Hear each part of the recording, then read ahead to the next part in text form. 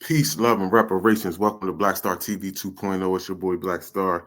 Please come in and hit that subscribe button, the like button, and go into the description and please hit that GoFundMe link so y'all can please donate to the GoFundMe. Greatly appreciate it. I hope y'all having a great new year. We bringing 2025 and pushing reparations again, standing on Black business. Today I wanted to talk about interracial dating and the effects of it, right? I seen this picture of Eve and it was super cringy, super duper cringy, right? Matter of fact, I'll click to it real quick. She looks like she looked like something from Get Out, bro. Like, this is crazy. It's a crazy look. Your outfit looked like you were made. None of your family is here. You feel me? And it just, I don't know. It's just something about, and it's funny because Eve even said this. Look, she even said that she doesn't want her children to see color. She wants them to be colorblind. And it's funny that she wants them to be colorblind because, yeah, there ain't a colored soul around. He damn sure is colorblind. Ain't a colored soul around this kid. But what I noticed about interracial dating and the effects of it, just from my personal observation, and again, I don't care who you mess with. You can mess with whoever you want to. But I've just noticed, and there are effects to it. There's effects to everything, right? But I've noticed that people who date non-Black people don't stand on Black business like that. Nah, they really don't stand on Black business like that.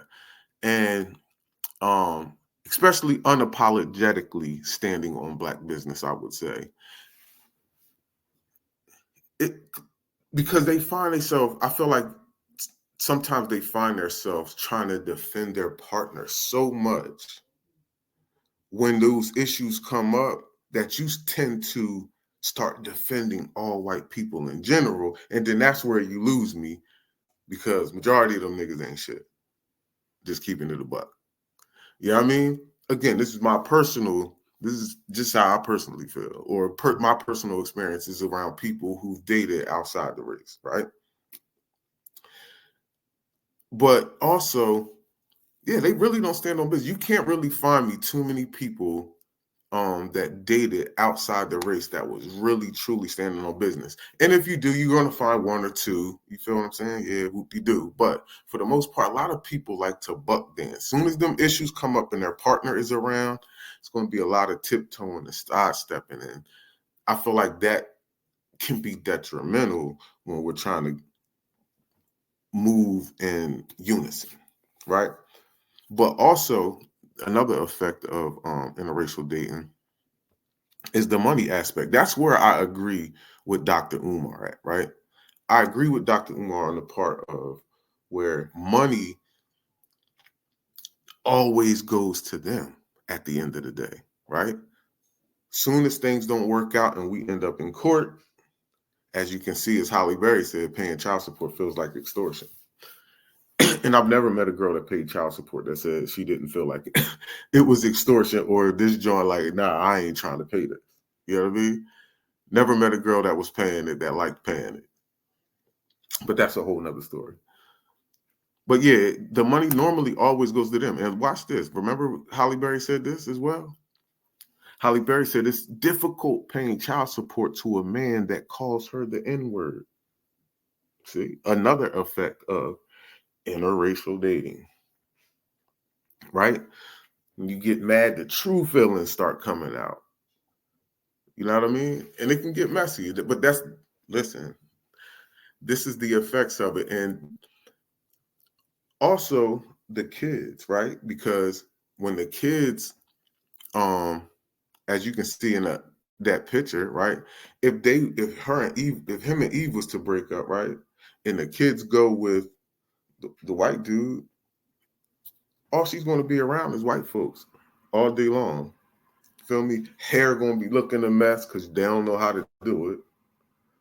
Y'all see that shit. You feel me? You get what I'm saying? And then they just principles. You're never going to teach them true Black history. They're never going to get that from the white side of their family. You get me? And again, think about this too. Most of the time when there's breakups, the mom gets the kid. Why is Holly Berry out here paying extortion to a man?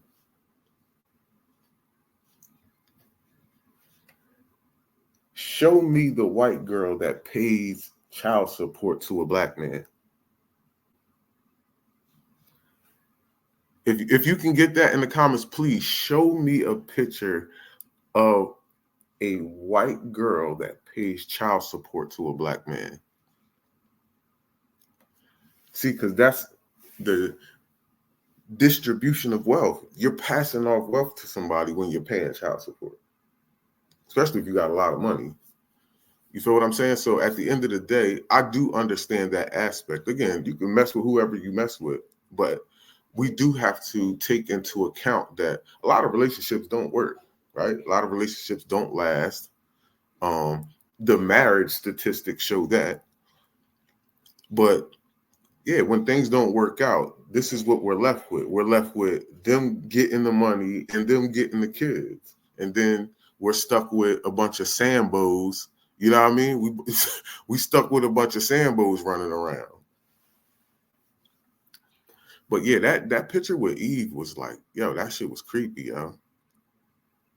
I just thought that was creepy because it's like, yo, where's all the Black people in your family? They ain't allowed around them or something? And Eve probably got them cousins from Philly that's like the hood niggas too. She probably got some real, that would not be a good mix at all. I could see it already. She probably got some niggas from North Philly. Oh man, could you imagine niggas like Gilly in there? Yeah. Oh man, listen. Again, man, you can mess with whoever you want to mess with. Nobody's saying that you can't date outside the race or whatever like that. I'm not saying that. I'm just saying that there are effects to this. And you just always do have to take into consideration the social aspects of like how people think, man. Like these people have a grudge against us, dog. And it's just like, yo, intertwining yourself into that, you know what I mean? It's risky. It's very risky because, dealing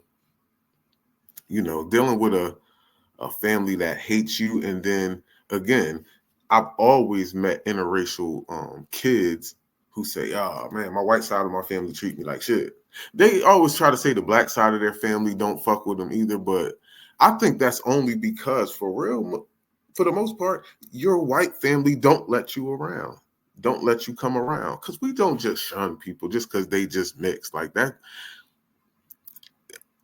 I don't know what some of these kids be having in their head of as far as like saying they was being shunned. Like nobody like shunned you just because you're like your mom is white or your dad is white. Like we don't do that in Black society.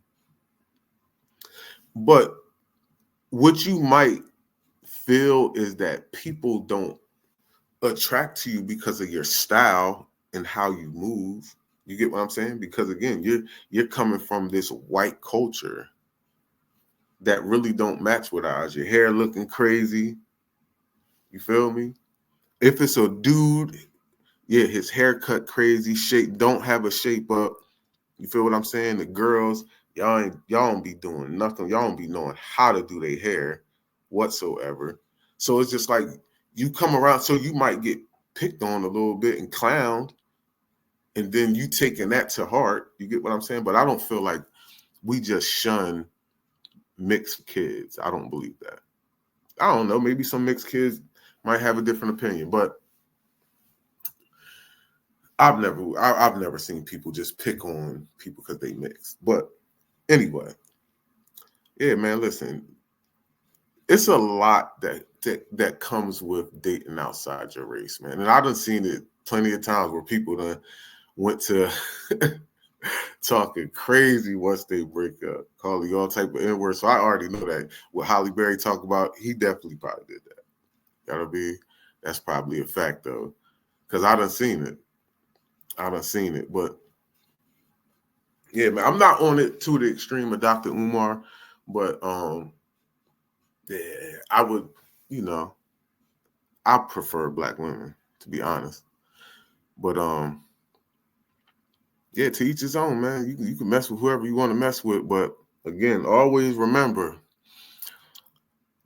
are you going to stand on black business? You feel me? Are you going to be in the fight? Will it compromise, your relationship with your significant other, standing 10 toes down on black issues and black business?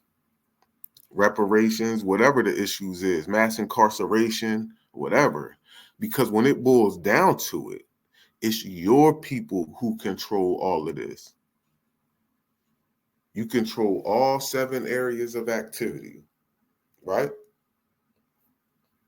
As our brother Nelly Fuller said, and I'm going to give y'all all 7 of those areas right now. Hold on.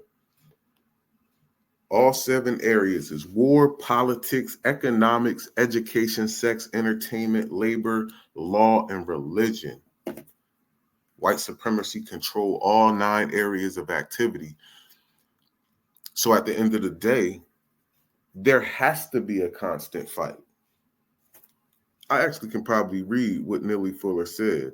He said, each and every victim of racism should minimize the time and effort spent doing anything other than thinking, speaking, and acting in a manner that helps eliminate racism, white supremacy, and helps to establish justice, balance between people. Each and every person should seek to do this every day in every area of activity, including economics, education, entertainment, labor, law, politics, religion, sex, war, and counter war. You see?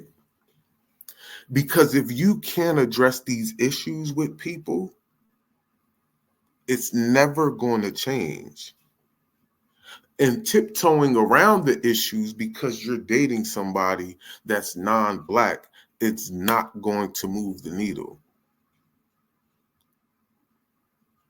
And again, I feel like because, and I always say that to people when they say, man, all white people, man, I've been around white people. I'm like, how many white people do you know? Start naming them. Because I guarantee you're not going to get over 100. What, 300 to 1,000? Like, niggas, millions of damn white people, billions of white people. Like, no. You're not going to speak for all of them just because you're in a relationship with one and they treat you nice and, you're in love or whatever. And again, that's all cool and dandy. But we still need you to come stand 10 toes down with us, though. And can you do that without it being compromising in your bedroom? But that's it. Peace, love, and reparations. I hope y'all enjoy y'all New Year's. Y'all have a good one. I'm up out of here. Peace, love, and reparations. Is not a nicety. It's not something nice to have for black folk. It is now an absolute necessity. If you do not get reparations soon, black folk, as I told you before, are through.